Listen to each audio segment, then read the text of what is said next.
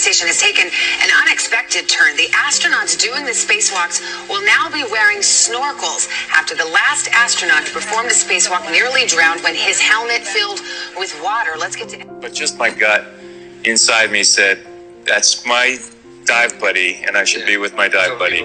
That's my dive buddy, and I should be with my dive buddy.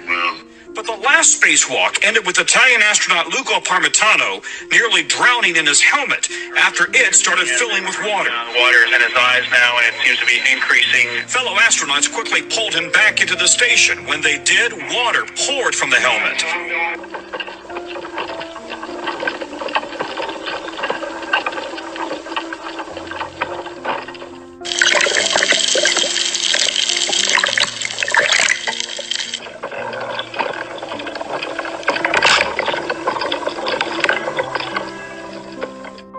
Hold up.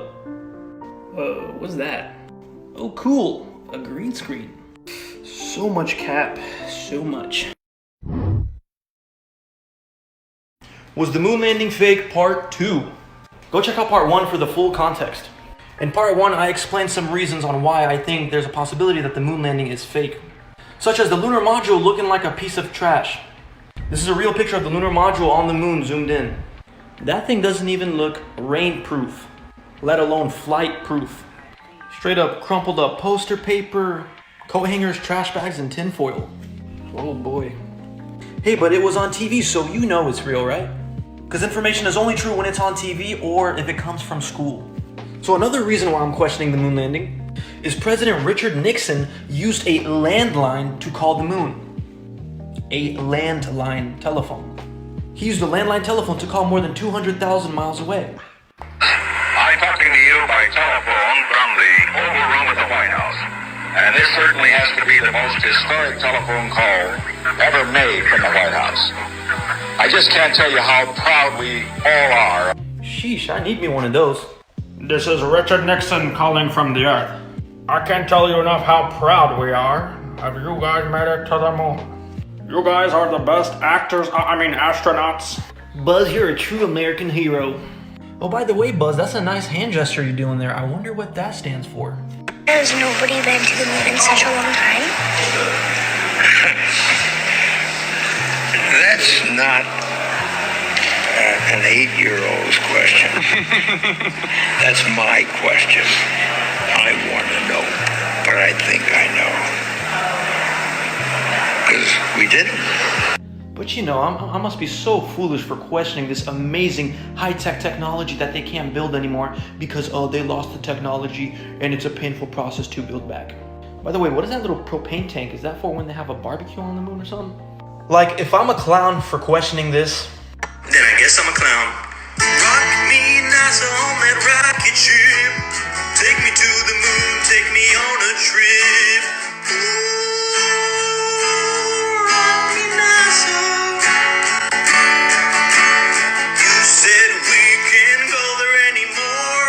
Technology to knock on the moon's door. Ooh, rock me now, so. Go to the moon in a nanosecond. The problem is we don't have the technology to do that anymore. We used to, but we destroyed that technology, and it's a painful process to build it back again. When you said that just now, did it sound stupid to you? it's easier to fool people than to convince them they've been fooled. It's crazy how people don't question anything. The only thing most people question nowadays is what fast food they're gonna eat today. Wendy's or McDonald's. Alright guys, and we're done. Yeah, Astra Alexandra, I guess I don't understand the science. Like that tinfoil, it must be some high-tech tinfoil. And that little trash bag right here must be that, super high-tech, space hefty trash bag. And that teeny weeny little propane tank, that must be for the cookout. And that crumpled up poster paper looking tape stuff must be made from the same stuff Captain America's shield is made from. $388 million for this. Look, I know it's hard to accept that you've been bamboozled. I mean, I was there. I also believed in this until I took a closer look. And this trash bag, coat hanger, crumpled up poster paper stuff, it don't look very flight proof. Especially for traveling 200,000 miles. Or more than 200,000 miles. By the way, since space apparently has no air or water, What are rocket ships thrusting against? Submarines move by pushing against water. Planes move by pushing against air. So what are rocket ships pushing against? Your imagination? By the way, who filmed this? Ignition. Right away, Houston. Vector good. X5. Was one of the cameramen left behind on the moon? By the way, what is all that Thanos gemstones coming out? And cut! Good job, boys. There's a reason why Armstrong, Aldrin, and Colin have their own Hollywood star. Because what they filmed was basically a movie. But I know what you're gonna tell me. Go read a science book. Did you go to school? Did you fail science? I've heard it all before. You might have something called cognitive dissonance. It's when some people hold a core belief that is very strong. When they are presented with evidence that works against that belief, the new evidence cannot be accepted. It would create a feeling that is extremely uncomfortable called cognitive dissonance. And because it's so important to protect the core belief, they will rationalize, ignore, and even deny anything that doesn't fit in with their core belief. Now, I've had this before. It is a very difficult thing to accept that you've been bamboozled and that what you grew up thinking was true is actually a lie. But nobody is really harmed by the truth. Self-deception causes harm. Lying to yourself causes harm.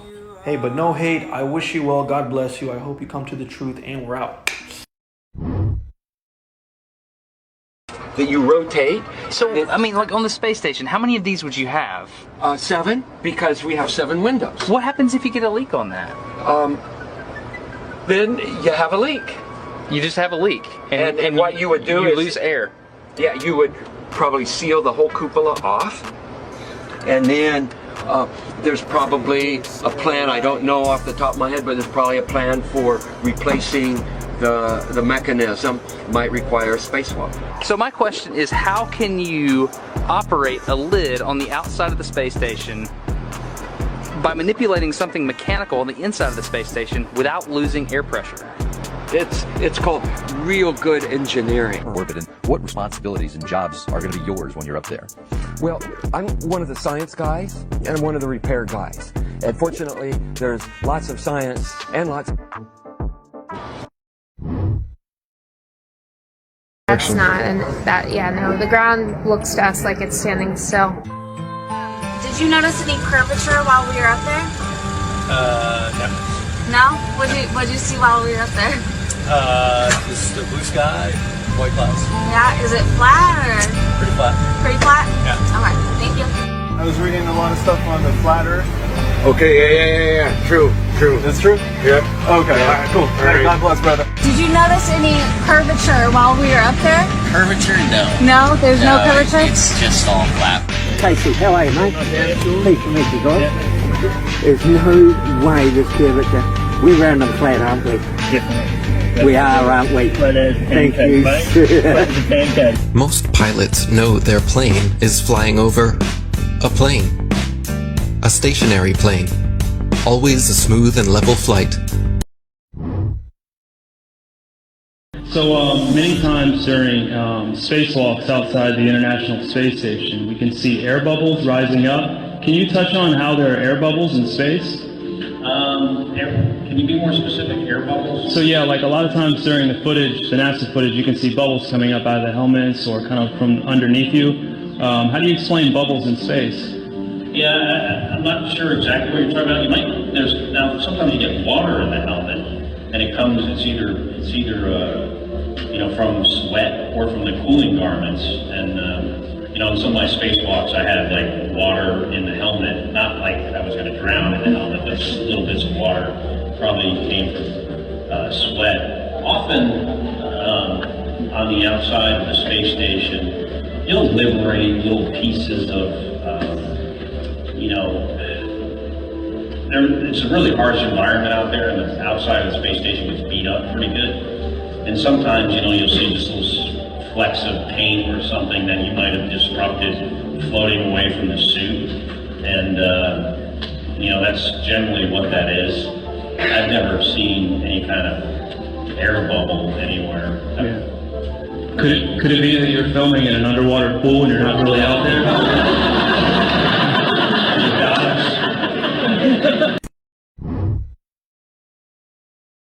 From an analytical standpoint, photographic anomalies have to be sought out with an understanding of lighting and shadows. The most straightforward is simple. When objects are lit solely by the sun, as all the scenes on the moon were said to be, after all, lighting equipment was not only impractical, it was unnecessary in bright sunlight, then all shadows, regardless of the landscape, will run parallel with one another and never intersect, as shown by this example. In these seldom seen photographs, obtained from a rarely used auxiliary NASA archival site, it is clear that these scenes were lit with artificial light. These shadows, which are cast at different angles, are evidence that a second light source is being used. In addition, the sun would not cause an isolated hotspot like this, only an artificial light would. Again, intersecting shadows and another hotspot. And again. And again. It is simply impossible for this picture to have been taken with sunlight on the moon. Here, the shadows are shown to be as black as pitch. And yet here, completely in a shadow, the astronaut is lit up like a Christmas tree. How can this be? Or this, on the shadow side of the lunar module. In this magnification of an Apollo photograph, a rock, very likely a papier-mâché prop because of the crease here, is categorized with the letter C. In later releases of the same picture, the letter is gone, probably airbrushed out. This is from Taiwan to Los Angeles, and Hawaii's out there kind of in the middle. Right about here, there was a medical emergency. Where would you land if you were the pilot? Hawaii. Right, or maybe go to Los Angeles. Instead, they went all the way up to Alaska. What? Why did they go to Alaska? The answer is because this is the route. Taiwan, oh shit, emergency, Alaska. Hawaii is all the way out here. This is the actual route that they take.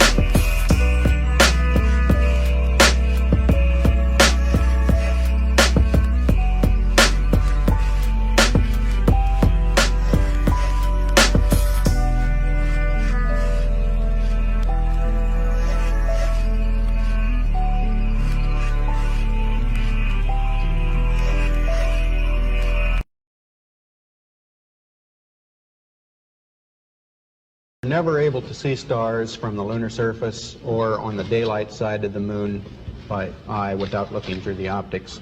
I don't recall during the period of time that we were photographing the solar corona what stars we could see. I don't remember seeing any. The sky is a deep black when viewed from the moon, as it is when viewed from cislunar space, the space between the Earth and the moon. And we could not see stars. It's not a Which is black cool thing. void. I mean, it's black, but there's all kinds of little polka dots. There's all the stars there, and the cool thing is about it, you can see it during the day. And when you're in space and you're looking into deep space and you're on the sun side of the orbit, the sunlight washes out all the starlight, so you can't see any stars, just like here on Earth. There's all the stars there, and the cool thing is about it, you can see it during the day. Yeah, you can, and there's more than stars. You can see planets. You can see moons. You see the gas Magellan clouds of the Milky you Way see galaxy. the Magellanic. The sunlight washes out all the starlight, so you can't see any stars, just like here on Earth. Pretty much all the time you can see the stars. Then when you look out into deep space away from the sun, it's the darkest black you can imagine. Pretty much all the time you can see the stars.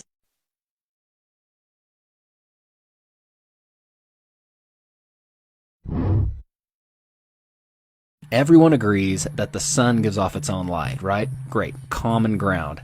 But what a lot of people don't realize is that the moon gives off its own light as well. And this can be proven by the fact that moonlight is measurably colder than sunlight. For example, take a thermometer out on a cloudless night, and the temperature will actually be warmer in the shade than in the moonlight, which is the opposite of what we experience during the day. If the moon was reflecting the light of the sun, this would not be the case. It would be warmer in the moonlight, albeit considerably less than during the day. But if it's reflecting the same light, the properties of that light should be the same.